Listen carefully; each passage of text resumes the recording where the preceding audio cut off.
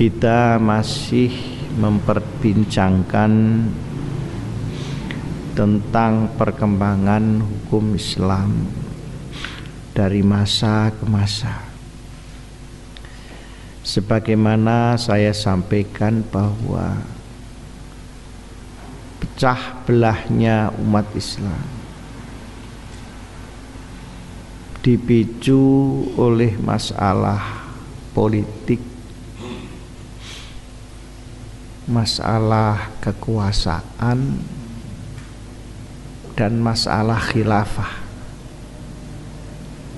Khilafah artinya kepemimpinan pemerintahan.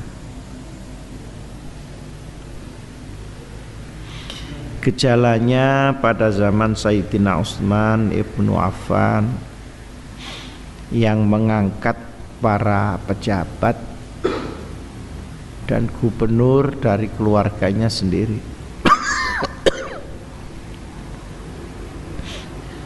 menimbulkan kelompok oposisi, dan Sayyidina Utsman wafat terbunuh. Ganti Sayyidina Ali sampai dengan tahun 40 Hijrah. Sayyidina Ali dituduh juga oleh kelompok Sayyidina Utsman sebagai pemberontak. Akhirnya terjadilah saling serang antara kaum muslimin. Puncak pertikaian itu ada di satu kota kecil namanya Siffin.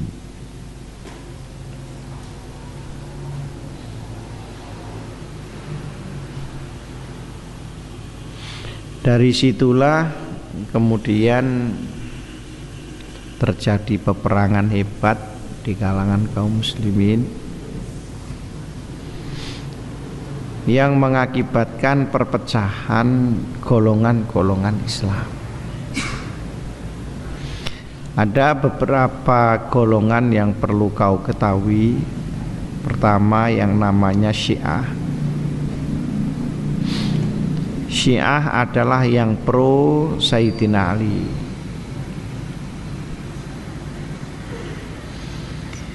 Mendasarkan keyakinan agama pertama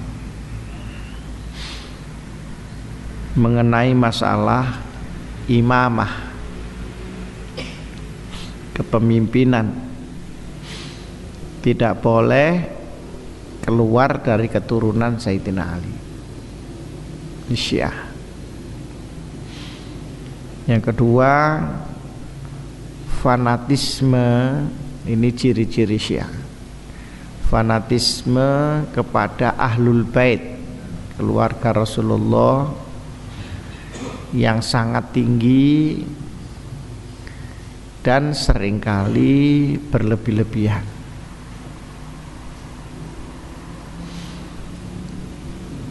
Yang ketiga, mereka mengutuk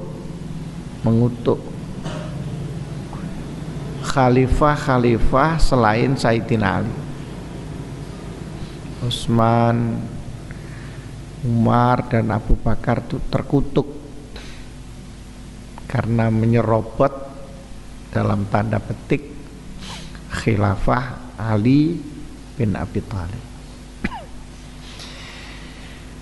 Jadi Syiah ini adalah suatu aliran di dalam Islam yang dibangun di atas kebencian dan ketaassuban.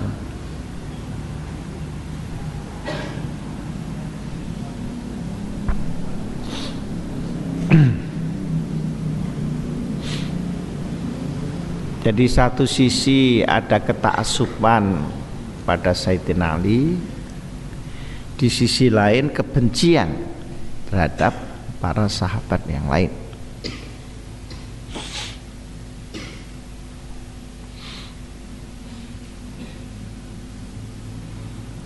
Syiah ini berkembang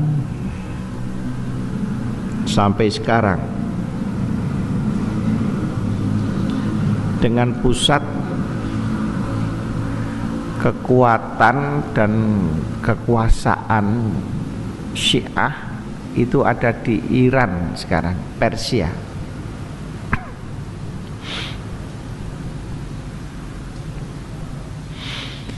Kelompok yang kedua disebut Khawarij, artinya orang yang membenci Sayyidina Ali.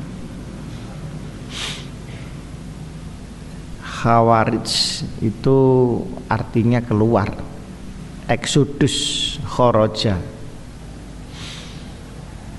Jadi kaum yang keluar dari kelompok eksodus Khawarij. Mereka mengatakan Sayyidina Ali itu kafir karena telah mengobarkan perang di kalangan kaum muslimin. Jadi ini grup anti Sayyidina Ali sekaligus juga anti musuhnya Sayyidina Ali. Jadi apa itu namanya?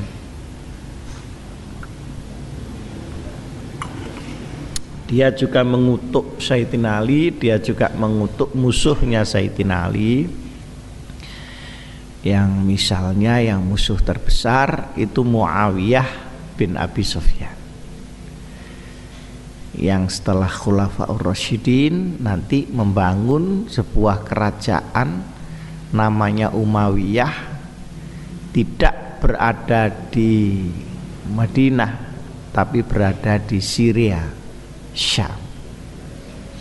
Jadi Iran itu Persia, kalau Syria itu Syam.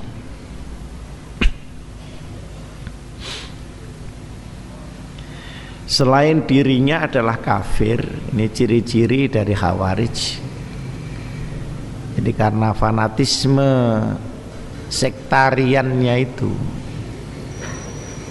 selain dirinya adalah kafir, selain Khawarij. Lalu boleh dibunuh, boleh dihancurkan, boleh diapakan aja. Maka Khawarij menjadi orang yang sangat ekstrim. Ini seperti Azhari, apa itu kelas-kelas Khawarij. Karena menganggap Indonesia negara kafir, maka boleh diperlakukan dan dibom apapun juga. Jadi selalu ada saja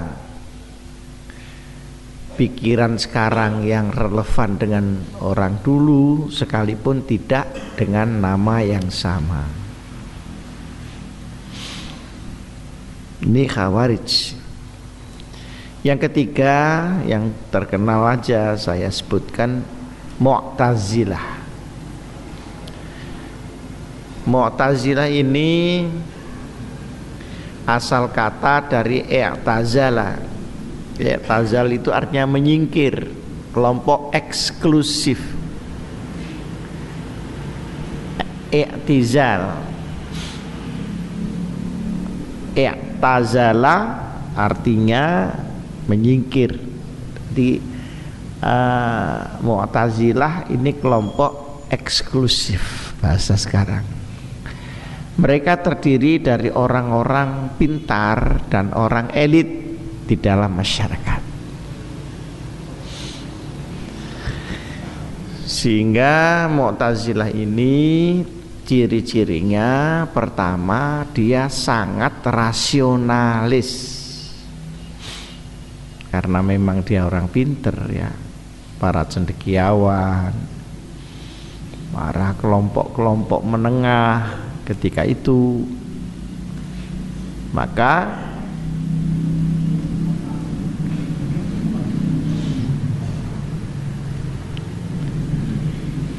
dia sangat rasionalis. Artinya meletakkan akal logika di atas Al-Quran dan hadis Rasulullah Sallallahu Alaihi Wasallam.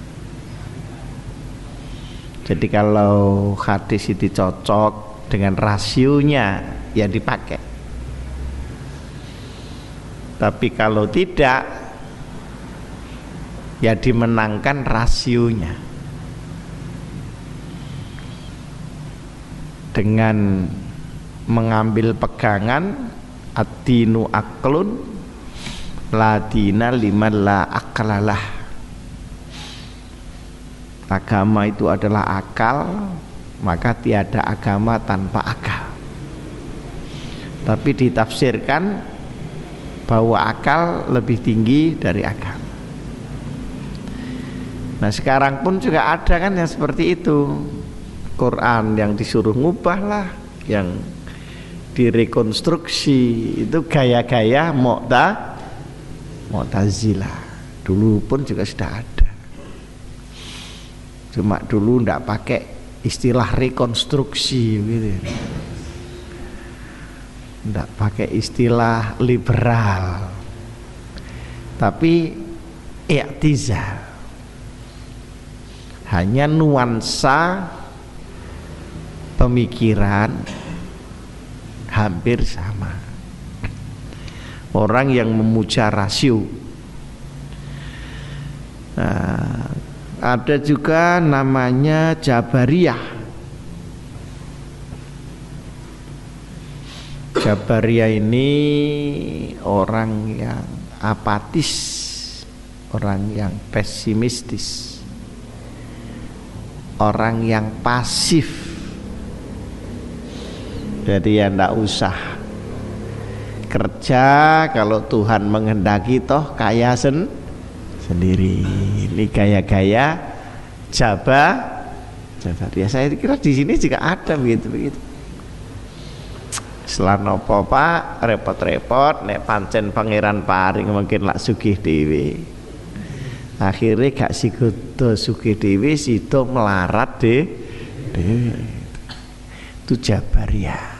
Jadi akseptif, orang yang pasif nerimo tanpa keseimbangan usaha. Mungkin ya dilatar belakangi oleh suasana yang dia ndak nututi gitu loh. Dia itu orang Jabariyah biasanya orang Badawi.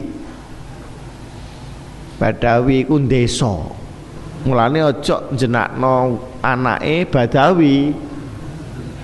Desa kopros itu Badawi. Terus desit Badawi. Umumnya mereka orang Badawi yang tidak bisa mikirkan keadaan kacau balau seperti itu, akhirnya putus asa, pasrah. Jadi pasrahnya itu bukan pasrah tawakal, tapi pasrah putus asa. Ini kelompok Jabariyah. Jabar artinya pemaksaan. Jadi Jabariyah itu orang yang merasa terpaksa begitu. Sekarang pun juga ada mungkin orang desa gak iso mikir dunya kok ruwet, partai kok geger terus, Gus Dur kok anti HPP, ya gak iso mikir gitu. Akhirnya wis sembuh, apa jari Gusti embuhnya ini namanya Jabariyah. Niki jurusan embuh itu Jabariyah. Jadi begitu. Nah, ada juga kelompok namanya Murji'ah. Rojak itu pengharapan. Orang yang optimistis ya, tapi ya tidak imbang dengan ikhtiarnya. Jadi GR aja dia itu, GR aja. Orang-orang yang mempunyai harapan kepada Allah tetapi tidak diimbangi dengan ikhtiar. Hampir mirip itu Murji'ah dengan Jabariyah. Nah, masing-masing sekte itu aliran ya, ada aliran. Masing-masing aliran ini pecah-pecah lagi. Syiah pecah-pecah, Jabariyah, Mu'tazilah juga. Kadarnya itu tidak sama. Ada yang kadar tinggi, kadar cukup, kadar rendah. Ini saya ambil contoh Syiah yang besar. Syiah ini yang kadar tinggi namanya Syiah yang ghulat, ghain, lam, alif, za.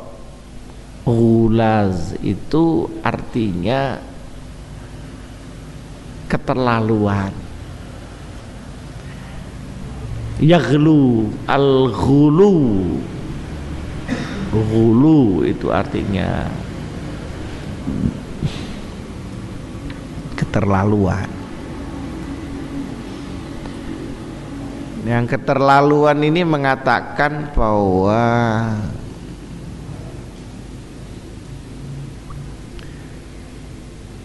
Jibril itu keliru dulu mengirimkan wahyunya.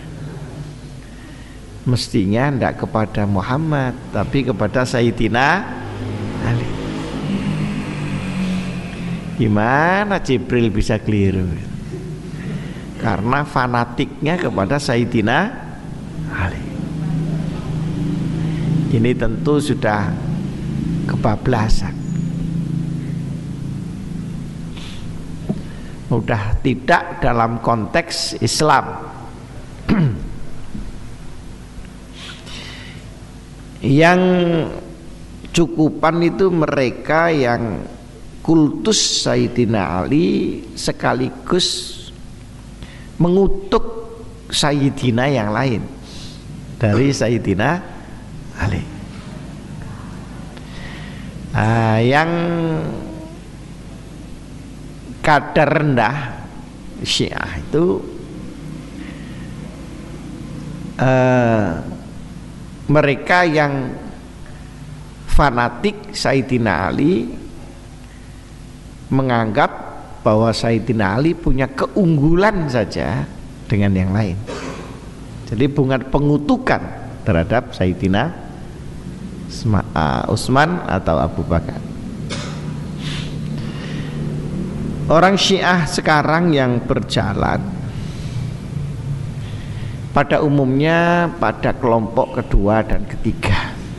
Kelompok yang pertama ini sudah jarang. Kelompok yang kedua, kelompok yang ketiga. Nah, sehingga Islam ketika itu terpecah berdasarkan orientasi kepemimpinan dan orientasi keadaan. Nih, tolong catat ini.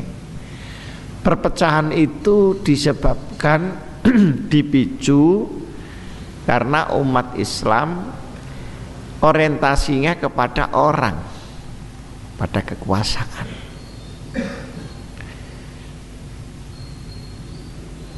Akhirnya ada pro kontra, ada yang skeptis, ada yang optimis, ada yang rasionalis.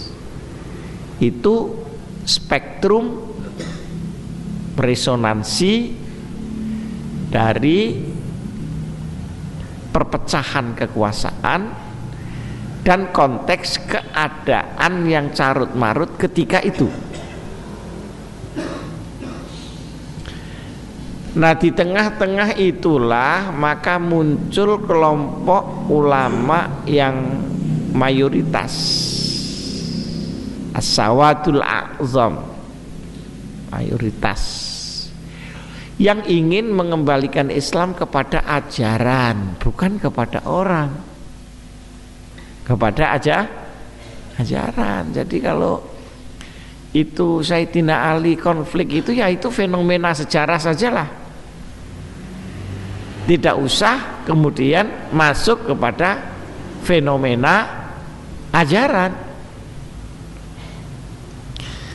Nah, yang ingin mengembalikan Islam pada fenomena ajaran itu disebut ahlus sunnah. Ahlu itu di sini artinya kelompok. Sunnah itu ya ajaran Nabi besar Muhammad sallallahu alaihi wasallam. Baiklah, sekarang di tengah carut marut keadaan pro kontra dengan segala peperangannya, marilah kita kembali kepada ajaran. Itu semangatnya, spirit ahli sunnah di situ.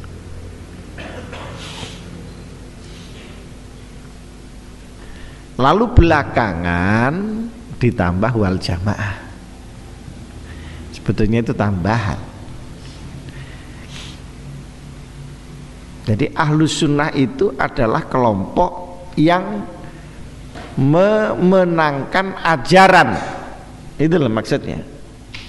Bukan memenangkan orang.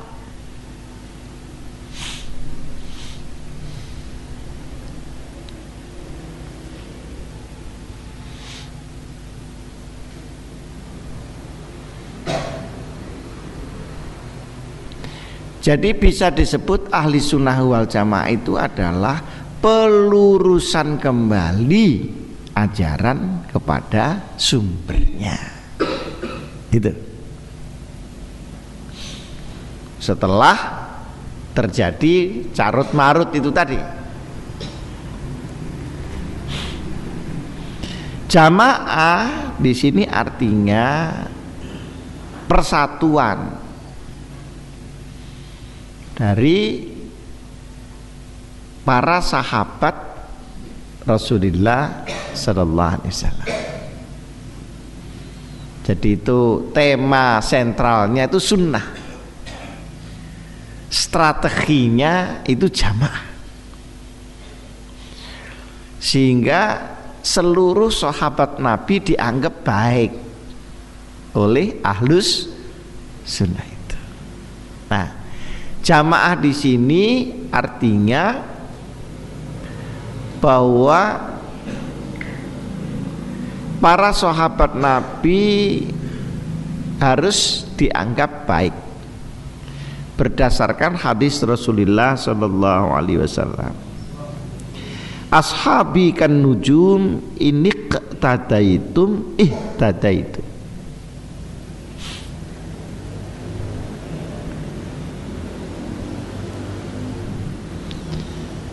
Sahabat-sahabatku, sabda Rasulullah, ibarat bintang-bintang di langit. Apabila engkau mengikutinya, engkau akan mendapatkan hidayah. Artinya petunjuk Allah Subhanahu wa ta'ala. Jadi ahli sunnah ini secara ideologis, secara religius adalah gerakan kembali ke ajaran, secara strategis adalah gerakan untuk menyatukan kembali penghormatan umat Islam kepada para sahabat Rasulullah sallallahu alaihi wasallam. Hormatilah Abu Bakar, hormatilah Umar, hormatilah Utsman, hormatilah Ali sebagai orang-orang yang berjasa. Tapi pertikaian di kalangan mereka adalah urusan mereka kepada Allah. Ini ahli sunnah. Biasa. Sekarang pun kiai gegeran sama kiainya itu ada apa enggak? Bukan hanya ada, penuh sesak. kadang ndak cocok karena oyo-oyoan santri, ndak cocok karena partainya ndak sama, ya toh, karena ndak cocok karena bunyainya ndak cocok,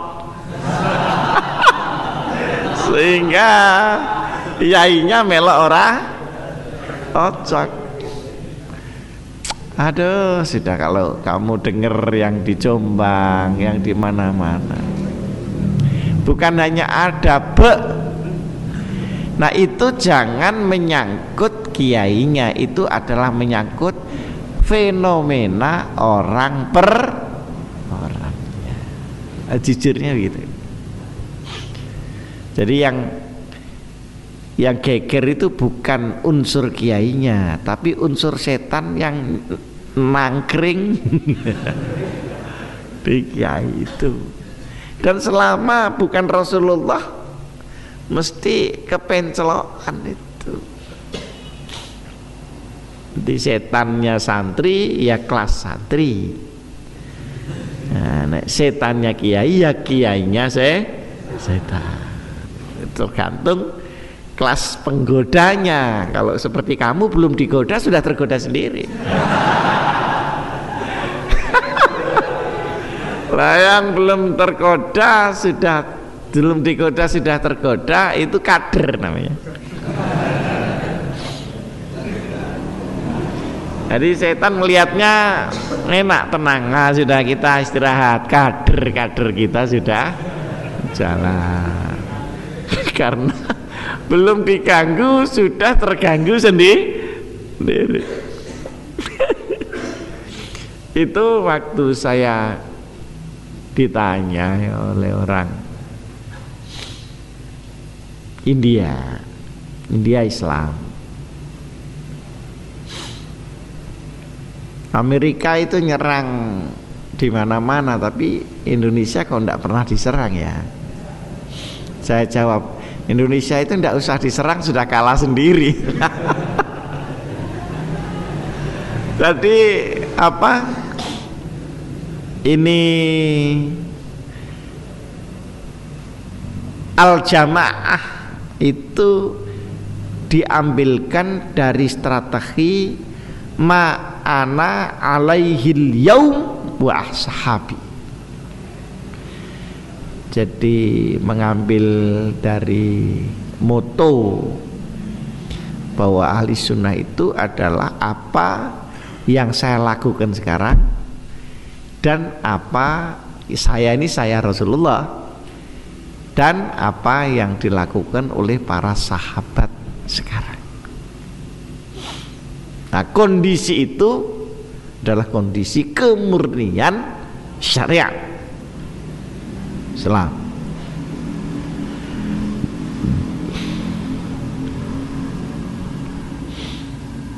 Jadi kalau disebut ahli sunnah wal jamaah adalah kelompok yang meluruskan ajaran berdasarkan proses kesejarahan Islam. Itu. Ya, ini penting ini. Jadi kalau ada kiai gegeran, kembalinya kepada ajaran, bukan kepada orang. Kalau para sahabat gegeran, ya begitu. Kan itu sudah ada Qur'annya. Fa in tanaza'tum fi syai'in farudduhu ilallah wa rasul. Kalau kamu bertikai, itu kembalikan kepada Allah dan Rasulnya, jangan kepada yang bertikai itu dalam pro kontra. Nah, cuma masalah yang menjadi penting adalah bagaimana cara kembali kepada Allah. Karena cara kembali kepada Allah dan Rasulnya memerlukan pertama pendekatan ilmiah, pendekatan sejarah, dan pendekatan amaliyah. Bagaimana kamu akan kembali ke Quran, hadis, kalau kamu membaca Quran juga tidak bisa? Mau kembali kemana? Kamu mau kembali ke Al-Hikam, Padahal Malang saja tidak tahu gimana. Kan tidak bisa begitu. Jadi kembali ke Quran dan hadis itu satu ungkapan yang sangat indah tetapi sangat sulit dilakukan karena memerlukan pendekatan keilmuan di dalam perjernihan pengertian syariat Rasulullah sallallahu alaihi wasallam.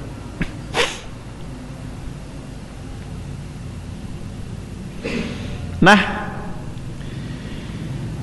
suasana ini berkembang sekitar mulai wafatnya Sayyidina Ali tahun 40 Hijrah sampai kurang lebih 40 tahunan. Islam terombang-ambing ya dengan pertikaian itu. Sedangkan ketika Sayyidina Ali wafat, itu artinya generasi sahabat besar selesai. Generasi Khulafaur Rasyidin. Nah, tinggal generasi setelahnya.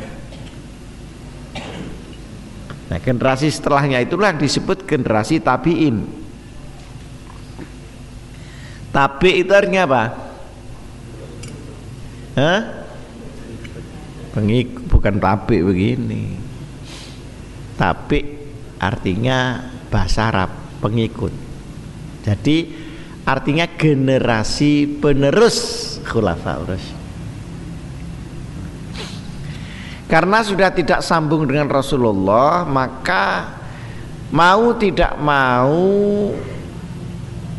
di dalam menjalankan Islam mulai harus ada ijtihad. Jadi ijtihad, pemikiran bagaimana sesungguhnya Islam itu, ini mulai tumbuh. Karena yang ditanya sudah meninggal Rasulullah. Yang kedua, mau tanya kepada sahabat yang menangi Rasulullah, generasi ini juga sudah habis. Maka nggak ada yang ditanya. Karena tidak ada yang ditanya, dia terdolong untuk melakukan ijtihad atau kajian-kajian ilmiah tentang Islam. Zaman sahabat tidak ada kajian itu karena cuma nginget-nginget aja dulu Rasulullah bagaimana. Waktu zaman Rasulullah juga tidak ada kajian, tidak ada ijtihad karena semuanya tanya kepada Rasulullah, tidak mikir. Tapi zaman tabi'in tidak bisa. Nah, tentu pertama kali yang dibutuhkan itu hukum, tata cara ibadah, tata cara kemasyarakatan. Ini yang diperlukan dulu oleh umat Islam. Nah, maka kajian yang pertama kali dilakukan adalah kajian hukum. Nah, kajian hukum itu lahirlah ilmu, namanya ilmu fikih. Jadi ilmu fikih itu adalah segi hukum di dalam Islam. Jadi satu segi ya, segi hukum di dalam Islam. Persis 40 tahun setelah wafatnya Sayyidina Ali karramallahu wajhah, lahirlah seorang imam namanya Imam Abu Hanifah Nu'man bin Tsabit. Persis 40 tahun setelah Khulafaur Rasyidin.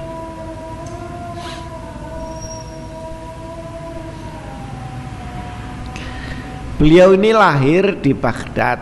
Ketika itu zaman keemasan Islam, zaman Abbasiyah, di mana seluruh dunia Islam dikendalikan dari Baghdad ketika itu. kota 1001 malam, istilahnya alfulailah walailah. Sekarang 1001 teror dan horor di sana itu. Baghdad daerah yang jauh dari Madinah, daerah jauh dari Mekah. Oleh karenanya maka pasti ijtihad pemikiran yang dilakukan oleh Imam Abu Hanifah, pakar fikih di sini, tentu sangat rasional karena dia jauh dari sumber areal hadis. Hadis itu sumbernya di kota mana? Madinah. Karena hidupnya Rasulullah sampai dengan pemerintahan Islam di Madinah. Kalau dari Baghdad itu mesti tidak banyak hadis yang masuk, tidak seperti di Madinah. Maka disebutlah Abu Hanifah ini menggunakan hukum rasional, bahasa Arabnya ahlur ra'yi. Ra'yun itu apa? Rasio. Jadi Imam Hanafi itu pendapat-pendapatnya rasional, tetapi masih dalam konteks ahlus sunnati wal jamaah. Beda dengan Syiah, beda. Ini yang saya ceritakan adalah proses perkembangan hukum yang digerakkan oleh kelompok ahlus sunnati wal jamaah. Satu contoh begini, Imam Hanafi itu kalau mengqashar sholat tidak berdasarkan jarak jauhnya perjalanan, padahal hadisnya mengatakan berdasarkan jarak. Kalau sudah satu marhalah dia boleh melakukan jamak dan qashar. Dihitung oleh Imam Malik, dihitung oleh Imam Syafi'i, satu marhalah itu antar desa, tapi ketika itu desa ketika itu kan jaraknya jauh sekali, 100 kilo gitu baru ada desa lagi zaman itu kok. Maka dihitung kurang-kurang kira-kira 90-an kilo boleh jamak. Ini ulama-ulama ahli Mekah dan ahli Madinah berdasarkan teks hadis. Tapi Imam Hanafi enggak, itu kan jarak, itu kan proformanya, substansinya adalah kesulitan, bukan jarak, masyakkah. Maka kalau kesulitannya berat ya boleh jamak, tapi kalau sekalipun jauh kesulitannya sedikit ya tidak boleh jamak. Lah cuma repotnya itu kalau dipakai sekarang, anak-anak itu ukuran kesulitan itu apa? Engkau ngantuk dianggap sulit. Nah, kita menghadapi kesulitan berat apa? Ngantuk. Masyakkah. Nah, ini satu contoh. Jadi karena ahlur ra'yi, maka ini lalu rasional. Hebat Imam Hanafi itu, pendapat-pendapatnya kalau kamu baca sekarang kitab-kitabnya sangat rasional. Ya maklum beliau hidup di negeri metropolitan. Ketika itu Baghdad kan sudah metropolitan, zamannya Abu Nawas, namanya alfu lailah wa lailah. Jadi pemikirannya itu kontemporer ketika itu. Bayangkan, hadisnya bilang jarak, beliau ambil keputusan kesulitan kok. Setelah dikejar, loh ini kan bunyinya kesulitan. Iya, itu kan proformanya. Ngerti proforma? Itu kan ungkapannya, tetapi esensinya adalah kesulitan. Karena kalau jauh mesti sulit. Ketika itu,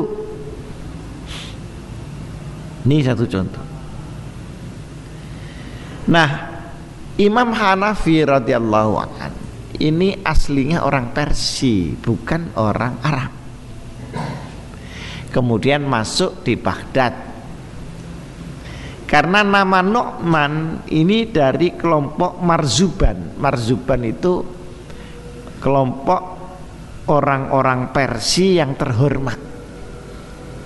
Jadi kelas elit juga itu Imam Hanafi.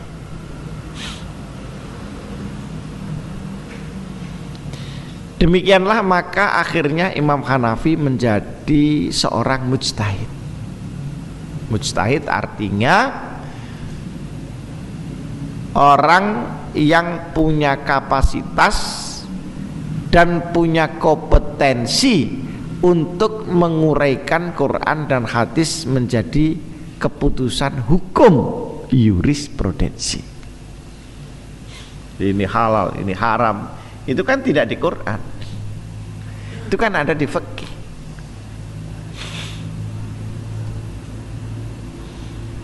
Makruh, sunat itu adalah sebuah apa istilahnya, patron kalau bahasa sekarang. Jadi ketentuan-ketentuan yang dihasilkan dari pokok ajaran Al-Quran dan hadis Rasulullah Sallallahu Alaihi Wasallam.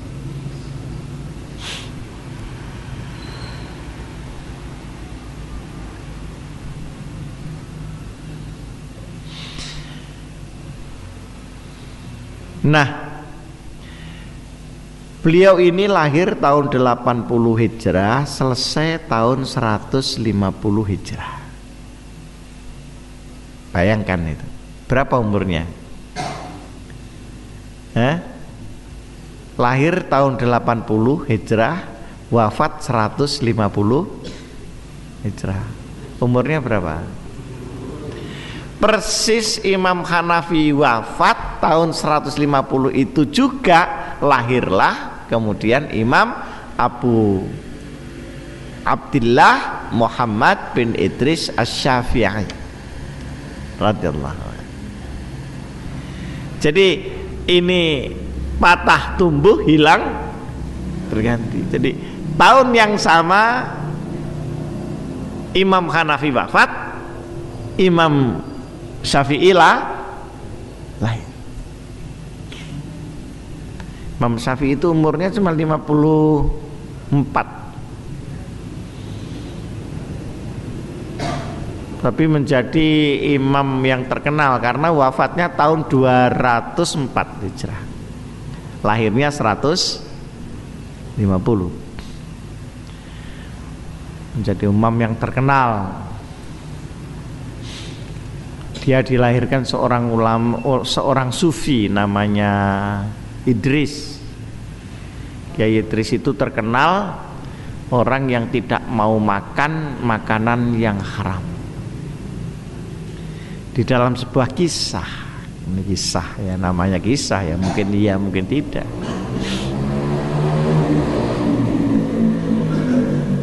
Kiai Idris ayahnya Imam Syafi'i itu satu ketika berjalan-jalan di tepi sungai, lalu ada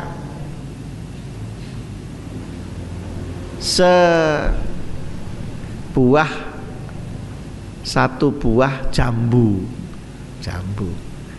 Pak jambu kalau bahasa kita, yang kintir itu. diambil dimakan. Setelah dimakan dia menjadi pikiran, ini jambunya siapa? Kan ini tidak halal kalau tidak minta izin. Bayangkan ini Idris dulu bukan Idris sekarang. Idris sekarang itu sak uwite dioyot.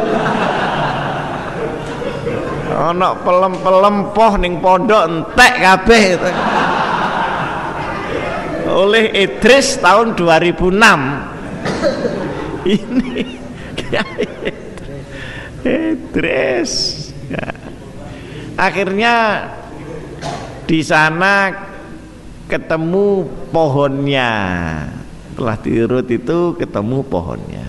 Ini cerita ringan aja biar enggak berat-berat. Pohonnya, lalu dicari si empunya siapa. Ketemu.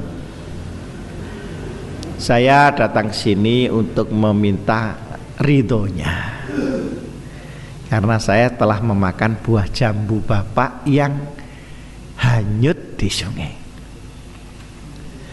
Tidak tahu bagaimana orang yang punya kebun ini punya pikiran lain kepada si Mbak Idris ini tadi.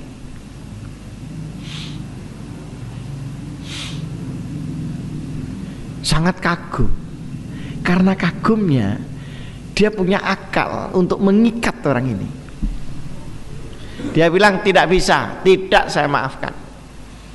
Kecuali kalau kamu harus kerja di sini di kebun 2 tahun tanpa dibayar. Wah, ini ternyata ini yang punya kebun ini punya siasat juga gitu. Nah, untuk supaya mendapatkan halalnya Kiai Idris ini diterima. Iya sudah, saya kerja di sini sebagai tukang kebun 2 tahun. Makan ikut juragan. Setelah 2 tahun dia mau pulang. Tidak boleh. Kamu baru boleh kalau mau saya kawinkan kepada seorang perempuan yang dia itu buta, tuli, dan lumpuh. Kalau tidak saya kasih ridho. Jadi tambah gila ini orang ini.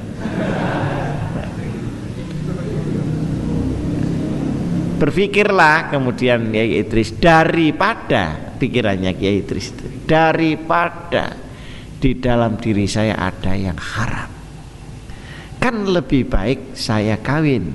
Toh kalau tidak cocok bisa kawin lagi.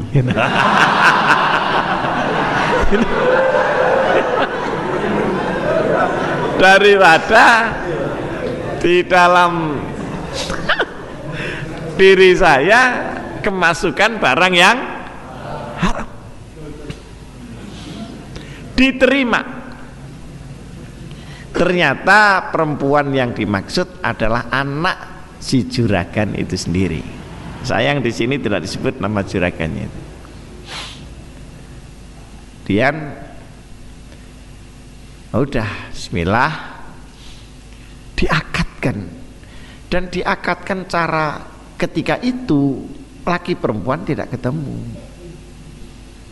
Ketika itu baru setelah akad ketemu. Nah itu bedanya dengan sekarang. Sekarang belum akad itu nyosor air.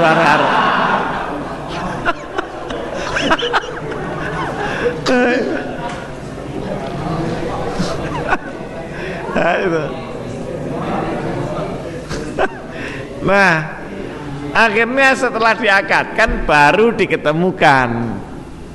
Nah, setelah diketemukan itu Masya Allah langsung sujud syukur yang namanya Kiai Idris itu. Ternyata perempuannya itu sangat cantik. Lalu dijelaskan oleh si juragan kebun tadi, kenapa saya menahan kamu, karena saya ingin lebih dekat dengan kamu. Kenapa anak saya tadi saya sebut tuli, karena dia tidak pernah mendengar sesuatu yang maksiat. Saya sebut matanya buta, dia tidak pernah melihat laki-laki lain. Nah, ini bedanya dengan selebriti di sini. Saya bilang lumpuh karena dia tidak pernah keluar dari rumah ini. Wah, ya perayaan yang namanya Mbak Idris itu tadi. Akhirnya jadi si tukang kebun ini sebenarnya sedang menyandera karena tertarik dengan kebersihan orang itu. Dari perkawinan dua orang ini berangkat menuju ke Palestina. Cuma disebutkan di situ tempat sungainya itu di Gaza, di jalur Gaza. Sekarang yang dikuasai Israel. Berangkatlah ke Palestina, kemudian lahirlah Imam Syafi'i bin Muhammad Idris. Jadi anaknya Mbah Idris itu lahirlah Syafi'i. Jadi memang sangat erat hubungannya anak soleh dengan kebersihan harta ayahnya.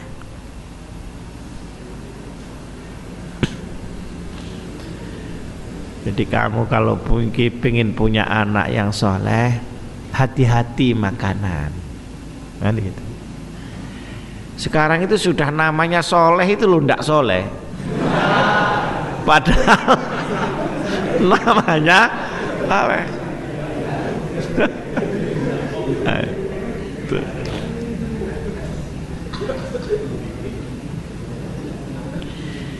Setelah umur 2 tahun meninggal ini Kiai Idris ini. Dibawalah oleh ibunya berangkat ke Mekah. Umur 2 tahun belajar Quran di Mekah waktu bisa bicara, dan umur 7 tahun sudah hafal Quran ini. Anaknya Kiai Idris yang namanya Abu Abdillah Muhammad bin Idris Asy-Syafi'i. Jadi Syafi'i itu nama marga, bukan nama Imam Syafi'inya. Imam Syafi'inya namanya Abu Abdillah Muhammad bin Idris. Ini ceritanya Kiai Idris.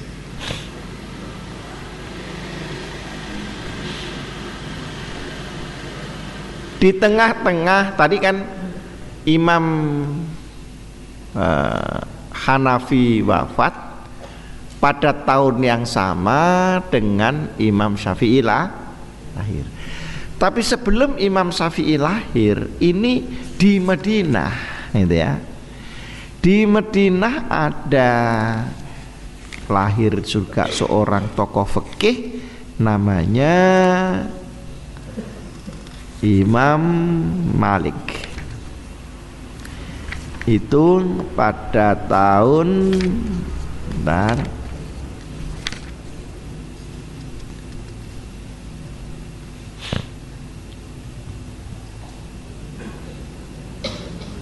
Malik bin Anas. Malik bin Anas bin Malik bin Abi Amir bin Malik lagi bin Amrul bin Khurmen bin Huzail. Jadi Malik bin Anas bin Malik lagi gitu. Itu biasa orang Arab itu kekurangan nama. Jadi dibulak-balik ya Hasan Husain bin Hasan bin Husain. Ada yang namanya Muhammad bin Ahmad bin Muhammad Al-Hammad. Akhirnya dipanggil Mat Tumpuk. Sekarang loh, ini bener ini. Siapa yang rumahnya Mojokerto? Ada, itu ada. Kiai Mat sopo? Kiai Mat Tumpuk. Karena namanya Kiai Ahmad. Kiai Ahmad bin Muhammad bin Ahmad Al. Jadi kalau pengajian ya Al Mukarrom Kiai Tumpuk. Saya sering ngaji di sana. Nah, Imam Malik ini tahun 93 sampai 179. Jadi 13 tahun setelah lahirnya Imam Hanafi. Jadi Imam Malik sama Imam Hanafi itu satu periode. Imam Hanafi umur 13 tahun, lahir di Madinah. Imam Malik selisihnya 13 tahun. Tadi kan pantaran ini. Berarti ada dua imam satu periode. Satu di pusat kota Baghdad dan satu di pusat kota Madinah. Perhatikan bagaimana Allah mengatur itu. Jadi orang belajar sejarah itu kalau dia cermat, kalau dia mau angen-angen, akan kelihatan betapa Allah menata zaman itu. Tahun 40 meninggal Sayyidina Ali, kacau ada. 40 tahun kemudian lahir ilmuwan namanya Imam Hanafi. Imam Hanafi di pusat kota Baghdad, tempat pemerintahan Islam, tetapi bersamaan dengan itu yang di Madinah juga dikasih oleh Allah ulama.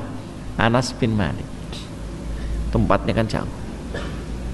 Nah, karena Madinah tempatnya hadis kan, tempatnya riwayat, karena Rasulullah hidup di situ, maka logis kalau Imam Malik ahli hadis, bukan ahli ra'i. Paham kamu? Betapa pengaruh lingkungan terhadap pemikiran orang itu.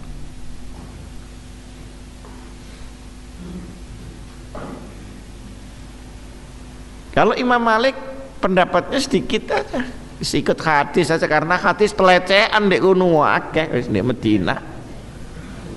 Tinggal ngambili aja.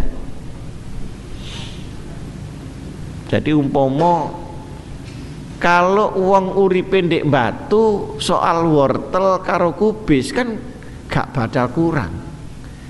Tapi nek di Washington sana soal kubis itu kan mahal. Bayangkan di Baghdad mau cari hadis susah. Sementara di Madinah memang pusatnya hadis Rasulullah. Jadi Imam Malik ini ahli hadis tekstual. Jadi kalau teksnya begini, ya udah, Imam Malik nggak mau ubah-ubah lagi, nggak mau mikir-mikir lagi. Maka disebut ahlul hadis. Artinya dia tidak menggunakan rasio sepanjang hadis itu ada. Nah, oleh karenanya itu kalau bahasa sekarang disebut aliran konservatif, aliran teks, aliran konservatif. Jadi kalau misalnya orang berzina harus dipukul pakai pecut, ya sudah, diganti selain pecut ya tidak boleh, gitu. Karena hadisnya bunyi pecut. Nah, setelah di Baghdad tidak ono pecut, ono pentung, ya dipentungi, ya kan begitu. Nah, sini jadi ada faktor budaya, faktor lingkungan, environment yang mempengaruhi pendapat seseorang di dalam menganalisa Al-Quran dan hadis Rasulullah Sallallahu Alaihi Wasallam. Itu. Tapi saling menghormati antara Imam Hanafi dan Imam Malik. Nah, ketika Imam Hanafi wafat, lahir Imam Syafi'i datang ke Mekah, bukan ke Madinah. Dari Palestina tadi ya, saya sebutkan, ibunya namanya Fatimah. Datang ke Mekah, cerdas luar biasa. Salah satu kisah Imam Syafi'i itu mukanya bersinar dan ingatannya yang mengagumkan. Jadi seakan-akan apa yang dia lihat, dia tidak lupa lagi apa yang dia dengar. Jadi seperti memori gitu, seperti handphone, sekali sudah di save begitu gak melak-melak mana, kecuali salah pencet. Nanti kalau sudah nama, nomor di save, masuk di memorinya Imam Syafi'i, itu sudah tidak lupa-lupa lagi. Satu ketika Imam Syafi'i sudah agak tua di Mesir, ada beberapa hadis yang lupa, beberapa aja. Padahal Imam Syafi'i hafal lebih 100.000 hadis, beberapa saja lupa. Itu istighfarnya ndak selesai-selesai, sampai memori itu kena delete kalau misalnya model komputer itu. Nangis-nangis sampai kepada gurunya. Di Mesir ada gurunya namanya Imam Waqi'. Di Kairo ada ada kuburannya berdekatan. Kira-kira jaraknya sekitar 100 meter dari kuburnya Imam Syafi'i itu di Mesir. Imam Waqi'. Kemudian lapor kepada Imam Waqi', Imam, kena apa? Ada beberapa hadis saya yang lupa. Kenapa? Jawabnya Imam Waqi', istighfar, nanti kembali. Istighfar terus, akhirnya ingat lagi. Oleh karenanya orang yang ahli zikir itu insya Allah kalau tua tidak pikun. Tapi kalau ahli ngaco itu si enom pikun. Ahli ngaco sana sih. Nah, kemudian ditulis dalam sebuah syair ketika Imam Waqi' meninggal. Itu ada syairnya Imam Syafi'i yang bunyi, syakautu ila waqi'in su'a hifzi fa arsyadani ila tarkil ma'asi fa akhbaroni bi annal ilma nur wa nurullah la yuhda lil asi. Satu ketika saya mengeluh kepada Imam Waqi' tentang menurunnya ingatan saya. Kemudian Imam Waqi' mengatakan untuk meninggalkan maksiat.